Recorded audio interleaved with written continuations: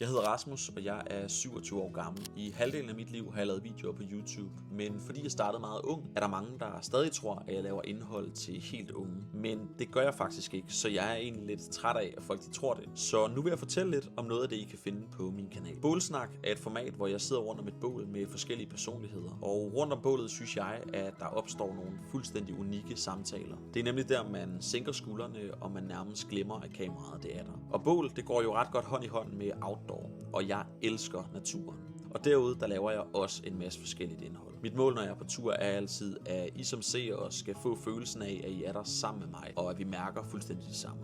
Jeg er også så privilegeret, at jeg rejser en del, og mange af de ture dokumenterer jeg selvfølgelig også. En af de seneste, jeg har været på, var en tur til Thailand, hvor vi blandt andet overnattede på en farm midt ude i junglen. På det seneste er jeg begyndt at lave nogle ret simple og rolige vlogs fra min hverdag herhjemme i Danmark. Så næste gang I ikke ved, hvad I skal se i jeres tv, håber jeg, I vil se med på YouTube.